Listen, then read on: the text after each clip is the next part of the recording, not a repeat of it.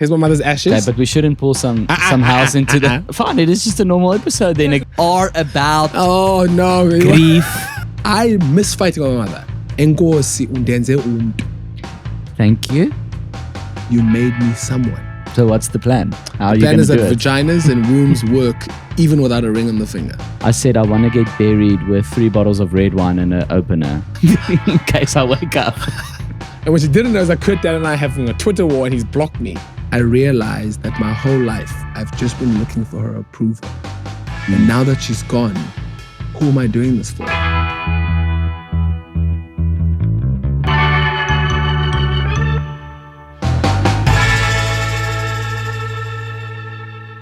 Hello, Minta. Welcome to another episode of Your Mom with Schalk. We say thank you once again to our wonderful sponsor, House Wine. House. That sounds good. It's not their tagline. I just made that up. But the problem with these morning interviews is that it is a bit hard to drink a can of wine. Luckily, House Wine also comes in a wonderful breakfast edition variety. Mix it with some orange juice. Breakfast is served. Today, my guest is Siv Ngesi. And Siv, I always... You know those people on Instagram and then they make their bio comedian, actor, MC, traveler. Then I always think like, fucking pick one. But you are equally all those... Yeah, you forgot the awards. Things. The multi-award winning. Multi-award-winning comedian, actor, MC, presenter, producer, but you are Humble. all those things equally. I just want to say to everyone watching, I promise you Schalk was less Afrikaans before we said action. Hy was nie suiwer Afrikaans nie en nou hy's baie kyk net suiwer Afrikaans. Like plat op die aarde Afrikaans daar nou. My wife jokes about it all the time. There's action. I don't realize I do it. But I think because I just want to say, Schalk, my accent is thicker on stage. And then Mika's like, my wife, she'll be like, you don't speak like that. And then I'm like, Mika, I'm doing stand-up. I'm not a character. I'm myself. She's like, but when we're home, you don't talk like this. And then I'm like, I don't talk like this on stage. Cut to, hello, ladies and gentlemen, and I get off the stage. So for me, I must be honest, when I am speaking to a predominantly black audience, I put on a black accent. I'm like, I'm Chandy Chan. I do, lift up my BE certificate a little bit higher. Okay, lekker. Yeah, I don't put on a black accent. No, you didn't. EFF would love you if you did that. So, ladies and gentlemen, today's episode obviously is a bit of a different one because it is still Your Mom with Schalk, but Siv, you lost your mother recently. There's the ashes over there if you want to put it here. And we can have... I think we should do that. I remember this ashes. I should have thought about this. There's my mom's ashes. Yeah, and then I'm going to take a picture of my mother. There's another award out the way. You Spectacular Sexiest Man Award. Move that out the way. Best Actor, Best Dressed. Content Creator Awards. Oh, sorry. No, take that one, sir. I know you don't drink, but your mother... My mother drank. Here's my mother's ashes. Okay, but we shouldn't pull some house into the... My mom is in heaven now. His mom's ashes. Okay. Mother, look how adorable she was. Okay, so fine. It is just a normal episode. Yeah, it's a normal episode. Yeah. But I want to thank you because I think so. I'm always in an awkward position when I message people that I don't know to ask them to come on the podcast because some people I don't know them, so then I have to ask, is your mom alive? And it's always such an awkward question to ask. And then sometimes they go, no, she's passed away. And then normally they would just go, so unfortunately I couldn't be on the podcast. But you were like, no, I still want to do it because oops, your mom rolled. My mom just rolled. She was a big lady, so I'll put her. She was big, so she would definitely roll. I think hold her. If she fell, my mother would have rolled. I don't want her to fall out there. No. She's tight in here. So, but you said, no, I want to come on the podcast because I want to talk about, losing a mother, that loss. And I must say on Instagram, you've become sort of, I don't want to say like an ambassador for lost mothers, but I mean, I think you've been speaking about the loss a lot and helping people to be like, oh, this is something I can speak about, it's not and you can speak about it in quite a light way. It doesn't have to always be this like, I think humans are quite interesting. There are two things we're destined to do. That is lose and fail and lose someone. But it's two things we don't talk about. I find it fascinating how unprepared I was when my mother died. You know what I mean? You would think, we're used to losing and you're like, okay, it's going to feel bad. But I didn't realize how bad it would have felt. But how would you prepare? If you say you were unprepared, like what if you could do it differently and prepare more, like how would you prepare? Because my mother's still alive and I wouldn't know how to prepare for when she dies. Well, I think if we spoke about death more often. Oh, yeah. I think if we spoke about, like, for example, only now am I seeing all these sayings and all these things about grief. They weren't like in our daily lives. You know what I mean? But I think if we, for example, if you lose something, if you lose at something, we know all these cliche sayings about loss and, it's a lesson and failure. We know those generic things. But we don't really talk about generic things when it comes to loss. You know what I mean? So I think it would have still hurt like hell. I would have still been a mess. I would have still been in a ball crying every other day kind of a thing. But I still think I would have been a little bit more prepared if we spoke about it more. So maybe, if you're a teacher watching this, do you think it's even maybe from a young age? Because you could still disguise it within a story or whatever. Yeah. And I think there are some children books now these days that kind of handle for Afrikaans. Daar goes your English. Daar goes English. that are about grief. Are about grief. You know what? This Afrikaans now, now it's flipping. I swear, this house. Is that die blauw now? This house makes you die blauw van Afrikaans. Nou, ons het biltong geëet. But it's something that I think maybe people must talk with their kids, because my only experience of grief is like when your grandmother died, because most people, I think, often you are young when your grandmother dies, you're still a kid. And but then, I don't know, you don't really know how to process it, and also you don't really understand it. But grandparents are meant to die. Exactly. And they're meant to die. They're supposed to die. Yeah. And sometimes people are like, oh my goodness, I'm so sorry your mother died. Oh, I'm so sorry. Like, I understand how it feels. My grandmother died. I'm like, it's sad. I don't know if it's the same thing. Yeah. But no, man, I just, jokes aside, losing my mother has been the most horrendous experience of my life. Was it sudden? I don't know how I think my mother was always overweight, and in the last few years she got a bit sickly. And then she was a gut full of everything, you know what I mean? But I definitely feel like I don't think anyone watching realizes how bad it is. I think people, you have like it's gonna be so difficult. Bruh, it is hell on earth. Like, I think I enjoyed living when she was alive. I enjoyed life more then. That's an extreme thing to say. Yeah, and do you think it will get better, or do you think for the rest of your life you won't enjoy life as much? I think I read something that said, while you are hurting and you're grieving, you can still be happy and living your best life, but still be limping. It's like you can still run, but you're still limping. And you feel like that. Yeah, I feel the most successful time of my career, financially the best, traveling the most. You are still in this flat that I came here when you were still living with Angel. Yeah, still living. I've lived here for 18 years. I've lived here for 18 years. You've upgraded the TV, I will say that. Yeah. But lived it like I still live the same life. Don't lock up, move. I'm still the same, but I still think you can still. It's the same as being a rugby player, and you are 100% healed, but your knee is not 100%. You still wrap that same knee. Yeah, and I think I'll always be that guy. Okay. And are you thinking of kids, or do? Ach, no, mense, not again. How does this happen every time? I swear Eskom sends a guy to wait for us to record our episodes and then calls in. Hello, Johan. Yes, it's me. Now! Do it now, Johan. Hit the load shedding button. Fuck the schedule, man. Just do it now. Anyway, Mensa, by now you know Go Solar is the solution to all your problems. Well, maybe not all your problems, but for your electricity problems, they are the solution. In the last episodes, I explained the cost benefit of paying monthly with no big upfront cost, as well as the peace of mind that comes with not owning the system and having Go Solar take care of it for you.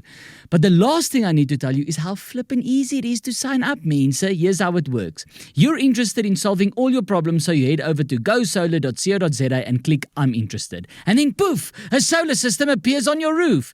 Okay, I'm joking. You first sign the contract. Remember, this is all online, digital, Mensa. You upload your ID, your proof of address, 3 months bank statements. Go Solar do a credit check to make sure you're not borrowing money from the Guptas, and then you pay a once-off admin fee and schedule your installation date at your convenience. And poof, now a solar system really appears in your house and you smile for the first time since the divorce. All your problems melt away while you watch the rugby and listen to this podcast uninterrupted at last. Thanks, Go Solar. Means to speak to Go Solar. So it's SOLR without the A. Are you thinking of kids, or do you want That's that the only one thing day? I want. Okay. I don't want relationships, I want kids. So what's the plan? How are The you plan going is to that do it? vaginas and wombs work even without a ring on the finger. Yes, but I mean, you don't want a relationship, so would you adopt? And I want to co-parent with someone. Oh, I really okay. want to co-parent. but not in a relationship No. with them, just co-parent. No, never wanted to. Hey, there's an app idea. Hmm? Like Tinder for No. anti-hookup Tinder. It's only a co-parent. There's conversations happening, but I actually was gonna, Wow. before COVID, I nearly had a kid with someone. Before COVID, it was planned, and then COVID hit, and I was like, But was the plan? Listen, yeah, it's not romantic. yeah. You're gonna have. No, I've had I spoke to a friend of mine. I've talked to about 10 years about it. And then the plan would be, would you impregnate the person? Yeah. So either hospital or impregnate. She was like, well, let's do it the other way. It's cheaper. And I was like, let's go to the hospital. Okay. And then has the baby, and then you guys co-parent. Co-parent, yeah. And then, I mean, obviously, you'd be able to prepare them better for, the same sort of, because you're going to die, and the other co-parent. When I talk about, I think if someone who's lost their mother and they're going, no, you can't prepare. I'm not saying it's not going to make it any easier. What I'm saying is that I think the conversation about death and grief needs to be more readily available. Talk about it every single day. I think I'll share my experiences. I don't think it'll make them any easier. Yeah. But I definitely feel like there are ways to be able to meander and go through the life with the death. Yeah. But I don't think it'll make it any easier. Like for me, I'm jealous of your relationship with your mother, because when I saw she went to the Edinburgh, I was so jealous. Seeing it online, and you loving her more and spending more time with her won't make the death any easier. If you know what I mean. But I do think the hardest part is if people are living with regret. Yeah. Regret and grief must be cuck. Because I don't regret anything I did with my mother. Yeah. I must say, I mean, obviously, seeing someone like you, for example, posting about your mother dying, it is sort of an eye-opener, like, because I just realized when I saw your posts, like, geez, I am really lucky that I still have my mom. So be grateful. And then being traveling with her in Edinburgh, I was like, I had a few moments where. Oh yes, you're allowed. Here's, I was just about to add that, Schalk.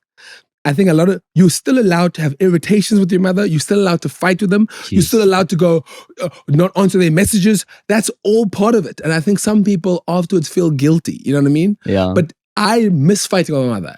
Yeah. I miss going, no, girl, you ain't coming to my apartment. I'm busy. You know what I mean? I miss all of that. But that's part of life, bro. So sometimes people message me going, I just fought with my mother. I feel so guilty. I'm like, for tech, that's part of life. It's like you being married. I'm sure you have disagreements with your wife. So it's part of it. It's part of the whole thingy. But if I could do it again, I wish I had a child while she's alive to be able to experience her being a grandmother of my child. Yes. I wish I experienced that. Yeah.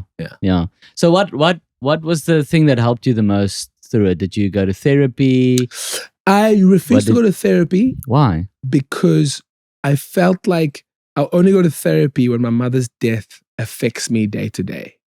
So it doesn't make me, I don't wake up in the morning and not want to work. I can still do everything. The best thing for me was interacting with friends who've lost their mother. That was great. Because they are the only people that... Yes. I have someone I'm close with that lost their father recently, and she was also saying to me that... Kan nie fokkie doen nie. Hey, kan nie fokkie gedoen nie. You've got your father. Yeah, and it was like the only people she really wanted to talk to was other friends of hers that have also lost their father, because she's like, they're the only people who knows how it feels, and you know, she said the same as you. I mean, you can't explain to someone, and people can sort of try and imagine. Yeah, I can imagine, but she's like, you just But can I tell you another one that's really helped me was Instagram. That sounds quite weird. So Instagram. So because I shared my mother with Instagram when she was alive, I felt I needed to share her with them when she was dead. Okay. So if I felt sad, I would share it there. I'd be crying there, or share it. Then my DMs would be full of people who've lost their mother. Yes. And we'll talk and we'll interact. I think that became a therapy for me. Yeah. And that became like a platform to get it out there. But I'm quite a loner. I think I wouldn't have been as openly with other people as much as I was on Instagram in the beginning. And that opened up other people going, oh my goodness, I felt that too. Oh, I felt that too. Oh, I felt that too. Then it became like a circle of people who have lost their mother. And it became like a bit of an internal, like little lost my mother club, you know? And when someone loses the mother, I usually reach out and go, you know, I'm sorry you had to join this club. Let me know when you want to chat. Like actually yesterday I was supposed to have a friend come over who just lost her mother. Sit on this couch and we just talk and cry, you know? I normally, in these interviews, I love asking the mom about the person's career. So I would, in this case, have asked your mom, like, what is like the favorite thing Siv has done, and for her that you've done that she loves, because often moms will, something that you like that don't even think was good, they're like, I love that thing that you did, and what she would have hated of yours. So my mother, when I won my first SAFTA after 4 nominations, she said before that nomination, she said, oh, my baby, we're going to win this one, my baby. We're going to win this one, my baby. I said to her, I'm against Bonang. She was like, the next one. You win the next one, baby. You win the next one. And I remember when I won the SAFTA, I told her I was coming to the house. I said, I'm leaving town now. Yeah. I said, I'm about to leave. I'll see you at about 1:30. And I'm never late. She showered. She put on an entire outfit with like headgear, African gear. She showered, she put stuff on. She was so excited, right? What was this after for? Best actor, best presenter? Best presenter. Yes. You know, the actor ones, but we don't want to mention everything else. The producer ones as well. Okay, we won't mention we won't mention. We don't have time. We don't have the time. But I'll never forget when I won the SAFTA, I went backstage and she was my first phone call. She was watching live. Yeah. She said in Xhosa, Enkosi undenze umntu. Thank you. You made me someone. Now, Why did she say that? Did you mention it in the speech? I mentioned it in the speech, but made me someone as a figure of speech that goes, you've made me proud. You've really lifted up. You've made me someone. You've made me. It's a closet phrase. Yeah. Okay. It's I beautiful. never remember thinking to myself, oh my God, do you hear that knocking there? Can you hear that knocking? Someone's getting drilled. Someone's getting fucked right next door. Are you here with us? Yeah. Hi, Mom. So I think for me, I watched a documentary on Netflix of Arnold Schwarzenegger, and he said, when my mother died, I realized that my whole life I've just been looking for her approval. And now that she's gone, who am I doing this for? I'm the same, bruh. I thought I was a cocky son of a bitch who just loved succeeding for himself. I realized I was just trying to succeed for her. And it's been quite weird to try and be successful now, because now I'm like, I can't drop a WhatsApp and go, oh, Mom, look what I did. And she tells me, oh, you're amazing. Yeah. It's not fun anymore. And obviously, different people have different views. Like some people believe, like us as humans, when we're not some way watching, or, you know, and like a lot of people feel that even though they not religious, they feel like there's a energy. This person I spoke about that lost her father, she feels every time she sees a bee, you know, that's her dad there present. Or it's just spring. or to be, but you know, that's her way. But anyway, with you, she's gone. She's dead. Never coming back again. Not in the universe. But do you feel there's she's somewhere? She's an energy? No, she's dead. Gone. So even if you do something amazing, no, you don't feel there's any sort of way she knows. Gone. Finished. Gone. Okay. So like in the beginning, I used to see rainbows and go, "Oh, mom." No. Gone. Sorry, I'm laughing. Those are my gay friends. Those are the ancestors of all my gay friends. No, but I think obviously with grief, that's part of grief is that you become so desperate to try and grab onto. I was trying. So people will be like, "Oh my word, it's the 3rd of September and it's cloudy." And she died the 3rd of September on a cloudy day. That's why it's cloudy today. You know, dead in here. And black people don't get cremated, eh? So this is one of my first family members to ever get cremated. So blacks were like, "Oh, you're going to ban your mother. This is ridiculous." So that was quite interesting. My mom's gone, right? My mom's gone. I can still feel her, not as a spirit. Okay. I can still feel, like, let me tell you, I have her fragrance there. Sometimes I just spray it on my wrist. I can still feel her. I can still smell her. It's not that airy fairy bullshit. Yeah. But I can still feel, I can feel her arm, I can feel everything still. Yeah, but that's memory, right? That's a memory. That's memory. But everything else, now my mom's dead, my mom's gone. Okay. That's depressing. No. sorry, buddy. I'm not gonna. I like the rainbow part more. The rainbow part, yes. But what happens in summer? Where the fuck am I seeing my mother in summer? She ain't gonna be here in summer because there ain't gonna be rainbows in summer. So no. But only from like drama school, I remember like it was split between bilingual, so it was Afrikaans and English, or Nguni, well they called it Nguni languages. But I mean, Xhosa culture is very spiritual. Yes, culture. And I mean, it's like, what is it? People who pass away become ancestors. Yes, become ancestors. Yes, and their spirit is around and stuff. But you don't believe that. Okay. No. I don't even believe in fucking religion. Okay. So.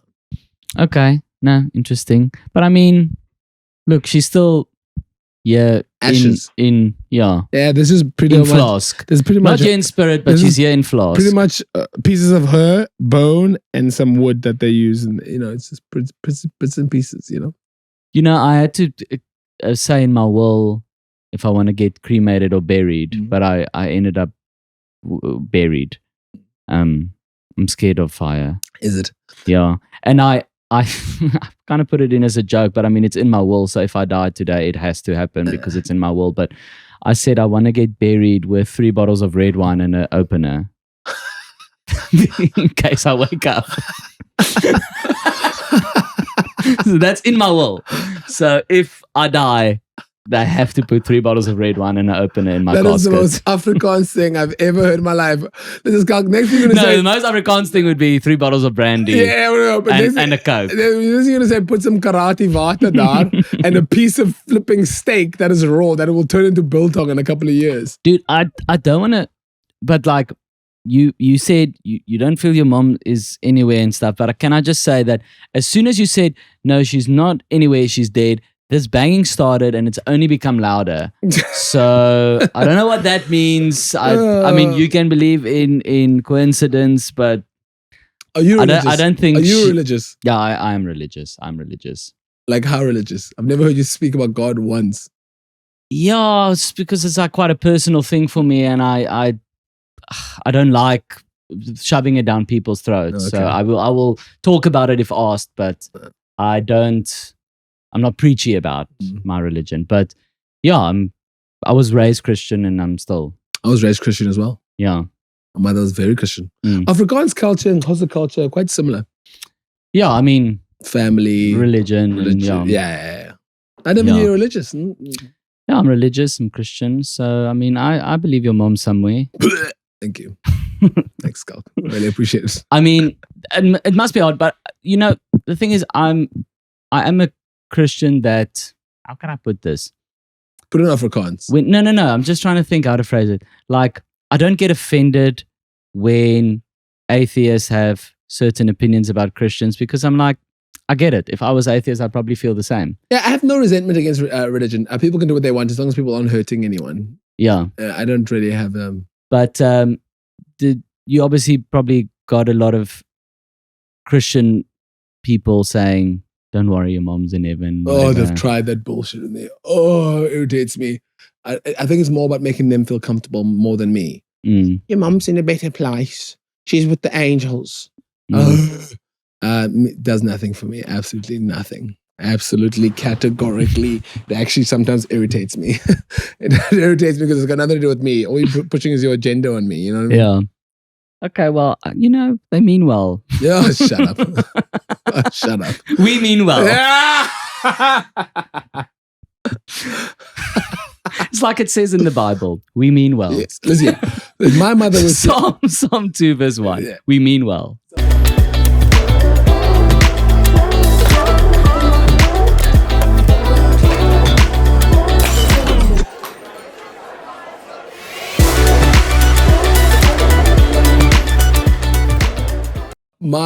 If my mother was here, she would have stolen the show, my friend. My mother was. I believe you. I'm sorry that we got to this so late. How old was she when she passed 68. away? 68. Okay, that is a good innings. Yeah. I mean, it's not that young. She didn't score a century, but she didn't. She's a timber performer. She gets a 50, she can't convert to 100. You know what I mean? But she would have stolen the show, man. She would have definitely been the life of this. She would have answered every single question. Mom spoke cyber fucking Afrikaans. Really? She'll be talking with you in Afrikaans. Bantu education, yeah. But we won't talk about it. Her Afrikaans was sublime. She would have spoken to you in Afrikaans, like through and through. And she was your biggest fan. Yeah, man. She was definitely my biggest fan. And that's why it's quite difficult. Life after has been quite difficult. Because, I'm missing that person who believed in me more than I believed in myself. Yeah. That's been a bit difficult. Yeah. No, not bit, very. And I always find it interesting because, okay, well, now by the time this comes out, so I'm opening for, well, while we were recording this, I'm now currently opening for Trevor Noah, and the other opening act is Dylan Oliphant. And he lost his mom. Yes, he also lost his mom, but my mom loves Dylan Oliphant, and I always joke and say my mom's favorite comedians is Dylan Oliphant and Paul Pops. Maybe third. Maybe third. So I always joke because like she is my biggest fan, but she's also like loves other comedians, and she's also, I think a lot of comedians' moms only love their child as the comedian, but my mom actually loves comedy as well, and she will also be like, "You must try do more." Like, look at when Pops does that. You must. I'm like, but mom, he's a different kind of comedian. I can't do those jokes. Or like, I'm like, yo, he's talking about growing up in the township. Like, I can't, but she doesn't always get that. And in Edinburgh as well, there's this comedian who had like a really creative opening to his show. He would bring people on stage and then like they form like a band and then they all like air guitaring and whatever. And she turns to me in the show, she goes, "You should do that." I'm like, I can't, because then I'm literally stealing their thing. That's joke theft. But she doesn't understand. She just thinks it's great. And she's like, "You must do that as well." But anyway, who are your moms? I always find it funny to find out who are your mom's favorites. Did she have any favorites except you? My mother thought I was God's gift to humanity, my friend. Okay. So it just wasn't like there was no competition. No, there was no competition. But she was really close with Sia, so she would see Sia on TV and be like, "Look what Sia's doing." And then I think my mother was about excellence. So she saw any form of excellence, she would call me. She'd be like, "Check what they're doing." The other day, she made up with Kirk Dad into the airport. She'd be like, "Do you know who I am?" I was like, "I don't know who you are. I'm Siv Ngesi's mother." And when she didn't know, it was like, Kurt Dad and I are having a Twitter war and he's blocked me. Then he unblocked me, said, "Hey, I met your mother. She's really like," she said, block again. He did not unblock you, say, "I met your mother," and then block you again. Yes. So, okay. What was the war about? I have to ask. What did he do? Was it a DSTV thing? There's something that he did. Okay, I don't know. There's something He's that done a lot of stuff. Yeah. He said some stupid things, and then I chirped him. Okay. But without going cheesy, but what would be, if someone is watching this, they've recently lost their mother, what would be your message? I heard an analogy that said cows and buffaloes can both sense when there's a storm coming. Cows run away from the storm and buffaloes run into the storm. And the person who actually goes through the kak for the shortest amount of time is the buffalo. But the cows think running away from the storm is going to help them. But they end up being in the storm continuously because they're always running. I think you must go head first. Go into it. Have pictures of her up. Listen to those voice messages, old WhatsApps. Go into the storm. Do not fear. I think the worst thing you can do is run. Yeah. Because it'll catch up to you. I was speaking to Anton Taylor, and Anton was going, he just worked for 2 years straight. Yeah. Just no worked. Stopping. Yeah. Just didn't stop. Obviously, as a way to distract himself. So in other words, if there's a storm and you're a cow and you're running from the storm, you'll be in the storm longer. You're a buffalo, you go through it, you're out the storm. So go head first, look at the pictures and go in, listen to old music, just go into the storm. Like if your mom passed away, if I go to Edinburgh, your favorite coffee shop, like sprinkle, no way to sprinkle ashes, whatever, but just go into it. Do not run, do not fear. Did your mom have somewhere she wanted you to sprinkle her ashes, and where was that? It was weird, it's Gordon's Bay. We sprinkled ashes in Gordon's, there's some left over, but Gordon's Bay, we were in Gordon's Bay. We put in this little thing and they said it would float for 2 to 3 minutes as you watch it go down. Mom was a fatty, bruh. Went in, it went. And tell me, why was it Gordon's Bay? I have no idea. I still didn't realize that. That is so funny because my mom was exactly the same. There was this TV show called The Book Club on another Kyknet. Afrikaans show on that I've never heard of. And it was shot in Merweville. I don't know if you know Merweville. Am I welcome there? There's I mean, they need tourism. There's a shop, a church, one guest house. It's like one horse town. I don't even think there's a garage. And obviously the TV show made Merweville just look like this beautiful, quaint little place, and it is. And then on a road trip, me and my mom and my dad did through the Karoo. They stopped over in Merweville. She saw it, but she's only been there once. She's no like specific connection to it. Then the other day, because I was doing my will, so I was just having like death sort of on my mind. And I said to my parents, where must I sprinkle your ashes? You must tell me because I need to know. My mom was like, Merweville. And I'm like, is there no place of more sentimental value, like somewhere you grew up? She's like, no, Merweville's nice.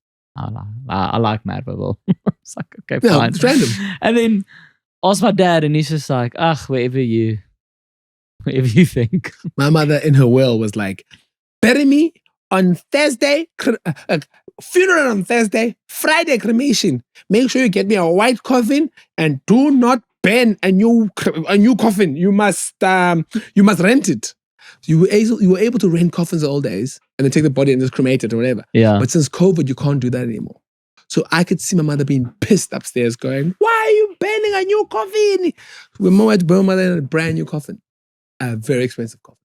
Look, I think with all this banging, I know we've spoken about it, but I really feel like your mom was here with us. Oh, thank you so much. Banging on the walls, saying saying I'm not here. I am. I've made it very clear. I think it's her going, stop banging so many girls in your apartment. I'm joking. I'm joking. I think that's one of the main reasons why I don't want to think my mother's upstairs, because she cannot know what happens in this apartment. She cannot know. She cannot be an all-seeing. She cannot be going, hi, what are you doing to that poor girl? So I hope she isn't up there, because if she is, I'm in trouble.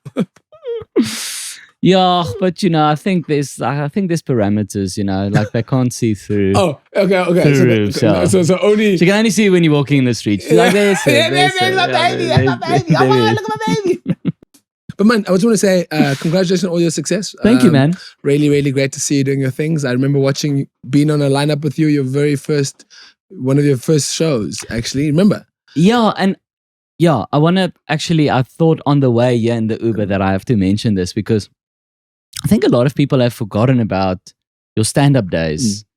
Because I remember before I even did stand-up, I was first year drama student, UCT, and Artist. staying at the lower campus, Res. And because the Baxter is a 2-minute walk, I was like, I'm going to try and go watch a lot of shows at the Baxter. Even if I don't know what the show is, I'm just going to buy a ticket and go and watch as many shows as I can. And one of those shows was you, Baxter Main Theatre. There was a show where your shoelace was untied. I don't know if you remember that. Okay. You put the mic down and you said, sorry guys, I have to tie my shoelace. I think you even mentioned your mom. You said my mom will kill me if I don't. Yeah, she was if I don't tie my shoelace right now. But anyway, I didn't know who you were, so I was like, okay, this looks interesting, and I booked the ticket. And yeah, I mean, it was a full stand-up show. Why did you stop doing stand-up? I think it became my biggest passion is film, and I think stand-up consumes you. You're a great actor, but people don't know you as an actor, Schalk. They know you as a comedian. I started to feel. I started to feel stand-up comedy consuming my my acting. Okay. And I had to take a break from it. Yeah. And as soon as I took a break from it, I started getting all the big roles internationally and locally. Yeah. And now I can go back. Yes. But I needed to put it aside because I was always, when they were picking me, I would have friends going, okay, we're talking about you in the room, but they're calling you an actor and a presenter. And I was like, oh, okay, we got to start. Drawing the lines. Well, like if you wanted to start doing stand-up again. I'm back. I'm back next year. I have all my dates booked. I've got a new show called Mommy's Boy. Okay. Well, I was just about to say, because I just came back from Edinburgh, and in Edinburgh, whenever someone loses mother, father, sibling, partner, whatever, it's like, well, that's your Edinburgh show next year. For me, and you got that as well. So it'll be my first show that I'm going to be doing live pole dancing and some heel work, some stand-up comedy, like an intro with my drag character. What was your mom very traditional? What did she think of the drag persona? Ironically, my mom, Savannah, right? Very traditional, very religious, very old school. But she supports everything I do. Yeah. So she loved it. Loved it. Yeah. My mom's memorial service in the Guguletu one, like Hosa's place, the priest said in Hosa, your mother loved you so much. She used to share your videos of your pole dancing drag in our church WhatsApp group. Yeah. That's pride. My mother would send my half-naked videos of me doing men's health covers, nude edition for into the church WhatsApp group. Or she'll whoop it out, show everyone. Listen, thank you. And I mean, your show next year, very excited for that. Sure. And the stand-up that you're going to do. And I wish your mom could have seen that, because I think she would have loved you on stage again. I wish my mother was there for Woman King. When I did, I would have taken her to Canada to come to the opening of Woman King in Canada. And you did go. I went. She was dead by then. Yes. Yeah, so I couldn't do that. Posthumous. Yeah. Did you see a rainbow in Canada? Yeah. Then I was still looking. Then I was crying so much that there were rainbows coming out my eyes. Okay. I was crying on duty free, crying on the airport, crying everywhere. I would go on red carpets with some of the biggest actors in the world, then get home, cry myself to sleep, do that every single day. So there were rainbows, but there was pretty much all the tears coming out. You really did run into the storm there, didn't you? Oh, bro. You were a buffalo. Bruh, fucking buffalo, but one day when you lose a parent, you're going to call me and you're going to go. I'm probably going to call you. You're going to call me and you're going to go, okay, I get it. Yeah. I get it. No, I think I will. Some of my friends who've lost their parents haven't got pictures up everywhere. I made a conscious decision. There's pictures of my mother. There's another picture of her when she was younger. I've got her last money that was in her wallet over there, and a piece of her hair, actually. Pieces of her hair. And it's there. And it's just forcing me. I got big, in the room, I've got big pictures, this big in the room, this big of her face. Yeah. Okay. Thank you. Thank you. And when I see your mom in heaven, I'll send my regards. I'll be down here burning. Thank you. Cool. Lekker. Thank you, everyone. Lekker. Bye, Dankie, house. Cut. Well, thank you very much for that interview. Your Mom with Schalk is a Telltale Media production and hosted by me, Schalk Besaidnout. Once again, please hit the subscribe button on your podcast app. That's it for today, but I'll catch you next week for another chat with another Tannie.